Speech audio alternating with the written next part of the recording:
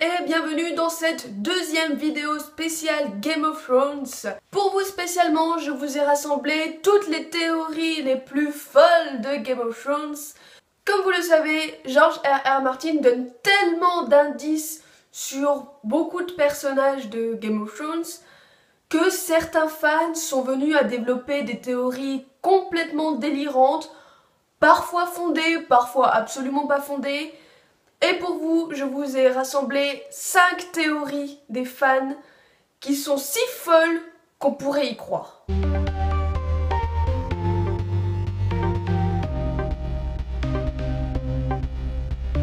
La première théorie concerne sûrement la théorie la plus connue d'internet.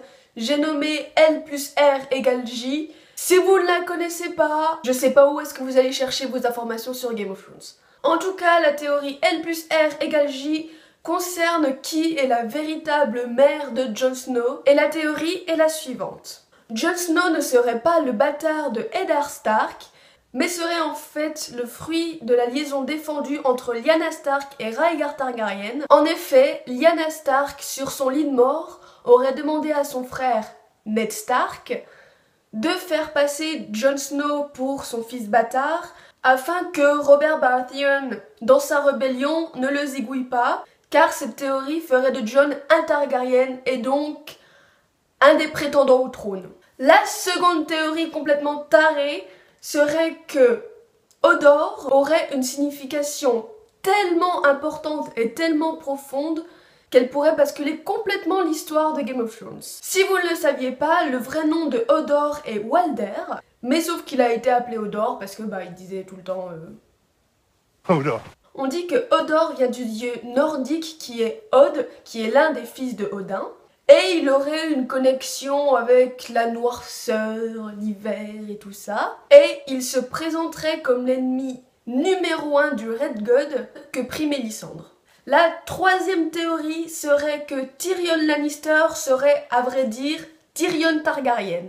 Tyrion Lannister est censé être le fils de Tywin et Joanna Lannister, et il serait né difforme et nain et aurait tué sa mère en couche. Cependant, Joanna Lannister et le roi Aerys Targaryen auraient eu une liaison qui aurait mis au monde Tyrion Lannister. Ainsi, ceci ferait de Tyrion le demi-frère de Daenerys, et si on joint cette théorie au L plus R égale J, ceci confirmerait la prophétie du dragon à 3 têtes. La quatrième théorie concerne Syrio Forel. Il serait possible que Syrio Forel et Jaqen H'ghar soient en fait la même personne. Car, à vrai dire, on ne voit pas la mort de Syrio Forel, il n'est pas dit clairement qu'il est mort. La théorie voudrait que Syrio Forel soit en fait un sans-visage, donc un assassin qui serait capable de changer d'apparence. Donc il est supposé qu'il est aussi Jaqen H'ghar, parce qu'ils ont plusieurs points communs. Ils viennent de Bravos, ils prennent tous les deux Arya sur leur aile et ils l'appellent Boy. La théorie numéro 5, vous vous souvenez de ce mec-là? En effet, il semblerait que Daario Naharis et Benjen Stark soit une seule et même personne. Benjen Stark, le mec aux 3 séquences dans la série qui disparaît au-delà du mur et dont on n'entend plus parler, se serait en fait déguisé pour quitter Westeros et se faire passer pour Daario Naharis. La théorie voudrait qu'il ait manigancé sa disparition afin de quitter Westeros et changer complètement d'identité, ce qui expliquerait soudain le changement entre ça et ça. Et voilà, cette vidéo est terminée. Partagez-moi vos théories dans les commentaires ou sur les réseaux sociaux avec le hashtag PWTheories que je vous mets juste là. En attendant, lisez des livres, allez voir des films et on se retrouve la semaine prochaine. Salut!